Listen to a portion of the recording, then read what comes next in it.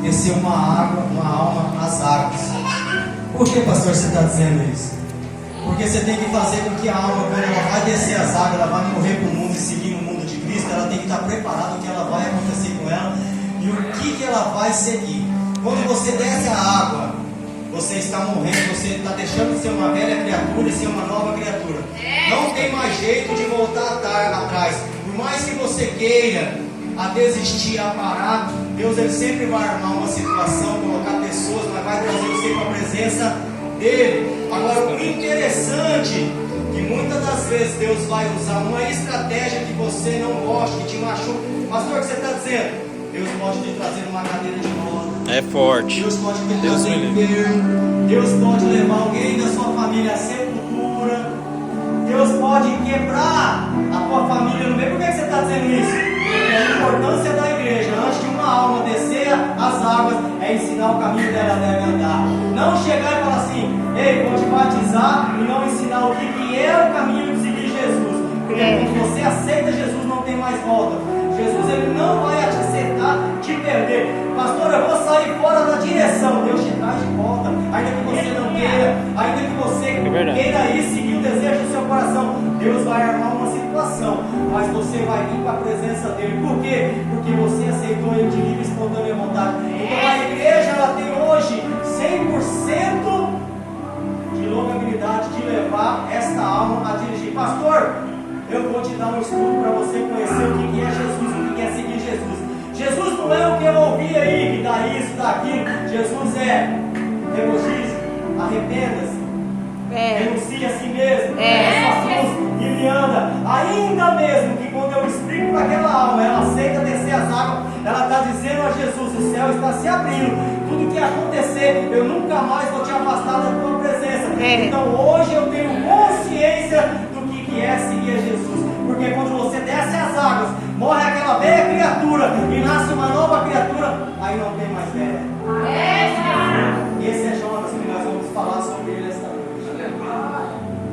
É forte. Jonas, profeta, um dos 12 profetas menor, a qual agora ele não quer ir pregar contra mim. Por quê? Deus mandou ele pregar contra mim. Por quê? O arrependimento. Pregar arrependimento não é para qualquer um. Pregar o arrependimento é mexer com o ego das pessoas. Pregar o arrependimento é dar uma chacoalhada naquela pessoa e falar: ei, tu está errado, tu tem que voltar para os caminhos do Senhor. Agora olha aqui para mim. Deus mandou Jonas ir a Nínive. Jonas era uma cidade capital da Síria, aonde que ele servia ao deus Dagon. O que é deus Dagon? Olha interessante. Dagon era metade homem e metade peixe. Quem que vai trazer Jonas para pregar para Nínive? Verdade, né? Quem que vai trazer Jonas? É forte. Eita glória. Deus ele abre a situação. Deus ele para a embarcação. Verdade. Deus ele para seus projetos, seus sonhos. Se você não colocar Deus nos seus sonhos, nos seus projetos, ele para os seus sonhos, ele para os seus projetos. Eu vou fazer algo e Deus está me direcionando. Já perguntou para ele se ele quer isso de você? Porque se ele não querer isso de você, ele para o teu projeto, ele para o teu sonho, ele aniquila, ele te frustra, mas ele traz para de novo para mim. Ninguém faz nada sem a permissão de Deus, pode até fugir. Deus dá ordem a Jonas. Jonas olha para Deus e fala assim: sim, vou me levantar, mas ao primeiro navio que ele vai achar, ele vai comprar uma passagem e vai entrar dentro. Vai ir para Tarso. Da onde era Tarso? Em outras traduções era o fim do mundo. Alguns estudiosos vão falar que 1 ano de navio ia ficar 1 ano sem o centro da vontade de Deus. Deus vai armar uma situação e vai olhar para Jonas e vai falar assim: até quem é inocente, até quem está do teu lado vai sofrer as consequências, mas eu vou te trazer para levar a minha palavra. Agora olha aqui para mim, vai doer, mas vai curar. Olha aqui, cuidado com quem você leva para dentro da tua casa. Jesus! Cuidado com quem você fica perto. Eu estou falando de homem e de mulher de Deus. Eu estou falando de um profeta a qual Deus escolheu, chamado Jonas. Agora tu pega teu livro que eu vou te dar uma pérola. Sabe quem que era Jonas? Jonas era aquele menino que quando morreu com dor de cabeça aos 12 anos e ficou no colo da mãe, Eliseu ressuscitou ele com o comando de Deus. Talvez você não sabia disso. Sei disso. Mas esse era Jonas. Então o projeto de Jonas nasceu dentro do ventre da mãe dele. Agora, ainda menino, aos 40 anos de idade, quando o peixe vai trazer ele de volta, ele quer pregar o desejo do seu coração. Por que ele não queria ir pregar arrependimento para Nínive? Porque ele sabia que se o pessoal de Nínive se arrependesse, Deus não matava mais ele.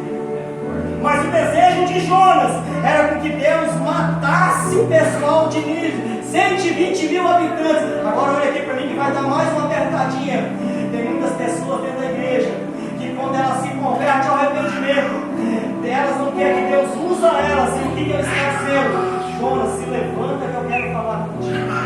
Tem muito crente hoje que aponta o dedo para Jonas, mas além de você apontar o dedo, você devia estender a mão e trazer ele para o lado da presença de Deus. Tem muita gente que Deus está usando, está pregando, está curando, está libertando, mas está igual a Jonas, está fugindo da presença de Deus. Agora olha aqui para mim, tu sabe a diferença de um trigo e do joio? Sabe a diferença? Sabe como que Deus separa o joio do trigo? Deus ele vai separar o joio do trigo, é na dor. É na dor que Deus conhece quem é trigo e quem é joio. Por quê? Porque quando Deus amassa, quando Deus aperta o joio, ele vira farinha, ele vira trigo, ele vira pão, ele vira alimento, ele vira a palavra de Deus. Eita, Aleluia. Agora quando Deus aperta o joio corre para Tarso. Ele foge para no fundo do navio. Esse é o joio. Pastor, mas você está falando de um profeta de Deus. O joio prega, o joio louva, o joio revela, o joio forte. Aleluia. Tudo que eu conheço como profeta tem a descendência de Deus. É quando Deus aperta ele, é quando Deus amassa ele, e ele não foge dos compromissos de Deus. É quando Deus manda ele entregar recado, ele vai lá e entrega, ainda que ele sabe que vai doer, ainda que ele sabe que ele vai confrontar uma nação, ainda que ele sabe que vai confrontar uma cidade. Ele chega lá e fala assim: te diz o Senhor, eis que te digo que Deus vai colocar as mãos sobre a cidade de Nínive, e aquele que não se arrepender, Deus vai destruir a cidade. Agora eu quero chamar a atenção dos irmãos para uma coisa: o mesmo Deus que destruiu Sodoma e Gomorra não vai destruir a cidade de Nínive. Será que nós estamos falando com dois tipos de Deus? Dois tipos de Elohim? Qual a diferença? Por que Deus destruiu Sodoma e Gomorra e Deus não vai destruir Nínive? Por quê? Por que Deus não destruiu uma cidade que quando os profetas iam pregar lá, varão? Eles pregavam os profetas, eles punhavam com uma estaca, e eles não estacavam de assim, eles pegavam pela parte retal e colocavam para sair pela nastarina, e deixavam o profeta na cidade de Nínive estacado lá, para dizer para eles que quem reinava ali era o Deus Dagon. Agora olha o que meu Deus vai fazer: vai usar um peixe, que o Deus dele era metade homem, metade peixe. Agora olha uma coisa aqui que eu achei muito interessante: os animais obedecem, Né? Eita Deus! É a cura de o Deus. diabo obedece, É. mas o ser humano é rebelde. É verdade.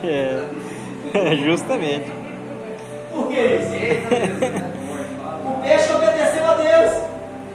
O diabo, ele só vai tocar na sua vida até a hora que Deus falar para. Agora o ser humano não. O ser humano foi levantado para questionar e confrontar as ordens de Jesus. Esse era Jonas. Filho de Amitai significa verdade. O profeta Amitai, ele profetizava nos tempos do livro dos reis. Ele apontava o dedo. Ele falava a verdade. Agora tem um problema de falar a verdade. É na hora que Deus converter aquele que está todo morto, todo arrependido, todo destruído, aquele que Deus mata ele. Esse era Jonas. Jonas, ele não queria pregar para Nínive. Olha aqui para mim, porque Nínive ia se arrepender e Deus ia ter misericórdia. E Jonas queria que Deus matasse aquela geração, 120 mil pessoas, animais inocentes, pessoas. Não importa o que você fez, não importa o que você viveu, não importa o seu passado. Se você reconsiderar, ou seja, em outras traduções, se você se arrepender. Eu vou repetir para que você entenda: se você se arrepender dos seus maus caminhos, Deus ele vai te trazer para um lado de vitória. Não adianta eu querer pregar bonitinho, falar bonitinho e não falar o que Deus manda. Agora olha aqui, o grande mistério de Jonas é que os os inocentes pagaram pela desobediência dele. Agora olha aqui para mim. Cuidado para quem você leva para o barco. Cuidado para quem você pede oração. Cuidado para com quem você desabafa. É homem e mulher de Deus. Eu conheço. Jonas também era homem e mulher de Deus. Mas quando Deus falou para ele ir pregar a vontade de Deus, ele fugiu da vontade de Deus. Agora olha aqui, entenda uma coisa. Deus, ele sempre vai levantar um para te confrontar, para você não ficar no seu comodismo. Quem estava no comodismo lá era Jonas. O mar obedece a Deus, o vento obedece e o ser humano questiona. É por isso que a nossa geração está sofrendo, está angustiosa, está clamando. Por quê? Porque nós fugimos da vontade da linha de Deus. Jonas, ele resolveu fazer a vontade segundo o seu coração. Quantos crentes não fazem a vontade do seu coração? Você acha que a minha vontade hoje era estar aqui pregando? A minha vontade era estar na Netflix. A minha vontade era estar dormindo com o controle do remoto da minha televisão. A minha vontade era estar no meu comodismo. Essa era a vontade do meu coração. Mas a vontade de Deus é que eu trabalhe o dia inteiro, ainda que faça luta, faça a prova, eu esteja pregando a palavra da tábua da verdade. Glória a Deus. Que olha para mim e fala: Deus mandou eu parar de trabalhar. Nada. Ah, Jesus. Oh, Jesus, me mostra onde está na Bíblia Sagrada que eu não aguento mais trabalhar. É forte. Tu vai trabalhar até o dia que tu for a vontade de Deus de se mover, de te levar. Tu tem que trabalhar para levar o sustento para dentro da tua casa. Quando Jonas foi para o comodismo, até quem não devia, passou a turbulência. Sabe por que às vezes nós passamos turbulência em nossa vida, em nosso trabalho, em nossa casa? Porque você leva os seus problemas para quem não é para levar, conta para quem não é para contar. Coloca na sua casa quem não é para contar. Coloca para direcionar o teu barco quem não é para direcionar. Pastor, é de Deus. Tu orou, tu pagou preço, tu perguntou. Não adianta orar, não adianta jejuar se não ler as escrituras. Não adianta nada. Eu oro, eu jejuo, eu sou profeta, não é? Profeta tem que saber a escritura da Bíblia, para ver o que eu estou pregando, para me questionar. Se não tiver a Bíblia, não convém a Deus, não convém a Cristo. Não adianta, não adianta. Podem falar o que quiser, mas Jonas era escolhido de Deus. Agora o interessante é que você pode ser escolhido, você pode ter a direção de Deus, mas o interessante é que Deus não te obriga a você seguir o caminho. Verdade. Deus, ele nunca vai te obrigar. Por quê? Porque você tem seu livre-arbítrio. Deus, ele quer que você siga ele pelo seu amor. Deus, ele quer que você conduza e faça a obra de Deus, ainda que você o ame a ele. Agora olha aqui para mim. Você acha que Deus escolheu você para ficar sentado escutando eu pregar para você? Eu que tenho que estar aí sentado e você pregando para eu escutar. Pastor, eu não sei ler.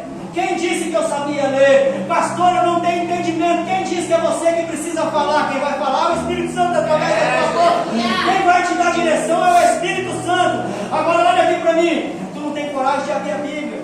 Tu não tem coragem de meditar. Tu não tem coragem de pesquisar o Antigo Testamento, o Novo Testamento. Tu não tem coragem de fazer a obra de Deus. E a obra de Deus, ela não começa aqui. Ela começa quando você começa a meditar nas Escrituras Sagradas, no Pentateuco, na Torá. O que você está dizendo? Começa a meditar nas Escrituras. Que Deus quer te usar. Ainda que você não entenda, ainda que você não sabe falar, quem não precisa de nada disso é você. Se você lê a Bíblia, Deus te direciona, Deus te traz a mensagem. A mensagem, quem pregou para Nínive não foi Jonas. Jonas não entendeu uma coisa, que não era ele que ia pregar, não. Quem ia pregar era Deus, mas ele achou que ele ia lá pregar. Por isso que ele fugiu. Por quê? Porque ele pregando, ele tinha medo de ser morto. Agora olha aqui para mim. Será que se Deus mandar você ir pregar para o vizinho que você não gosta, você teria coragem? Não. Isso aqui é forte. Para quem eu gosto é fácil. Pregar para quem eu amo é fácil. Outra coisa que Deus falava muito comigo: não adianta nada você abençoar e não pregar. Não adianta nada. É saco vazio, é saco furado. O alimento não é o que eu estou levando, o alimento é a palavra de Deus. Vai ficar vazio. Eu vou abençoar ele a vida toda e ele vai ficar vazio. Pastor, por que você está falando isso? Porque eu fiz isso muitas das vezes. Eu alimentava a fome dele. Mas o mais importante eu não alimentava. O que é o mais importante? Às vezes eu não parava para dar uma palavra. O que cura, o que Deus, o que transforma? É a palavra. É a palavra de Deus. E muitas das vezes a pessoa, ela se alimenta, a barriga fica cheia, mas a alma está vazia. Forte. Esse era Jonas. Quantos de nós dentro da igreja nos chamamos Jonas? Quantas de nós no nosso trabalho nós não evangelizamos ninguém? Quantas das vezes na rua Deus nos dá as oportunidades e nós não evangelizamos ninguém? Talvez a luta que você está passando é porque você projetou o desejo do seu coração. Agora, quando você fizer a direção de Deus, Deus ele vai dar a trajetória para a sua embarcação. Por que você está falando isso? Eu estou falando isso porque os seus sonhos e os seus projetos eles têm que morrer. Pastor, você é louco falar uma coisa dessa? Os seus sonhos e os seus projetos eles têm que morrer. Os projetos que têm que nascer, os projetos que vêm do céu. Os projetos nossos são terrenos, irmãos. É por isso que nós se prostramos e paramos. O meu projeto ele é pequeno, eu quero alcançar algo, eu quero parar. O meu projeto quando vem do céu ele é infinito e o meu é finito. O meu ele tem hora, data, dia e lugar onde Deus não tem. É por isso que muitas das vezes a minha embarcação ela para e volta para trás. Por quê? Porque o meu projeto é terreno. Jonas ele pensou que ele tinha tomado uma direção para ir para Tarso, mas no meio de um grande sossego, no porão do navio, varão, ele estava quieto. Você sabe que é aquele que, quando Deus manda, ele fica tranquilo, e até quem está do lado paga as consequências. Já parou para pensar que a sua família, os seus filhos, o teu neto está passando tribulação por causa da sua desobediência?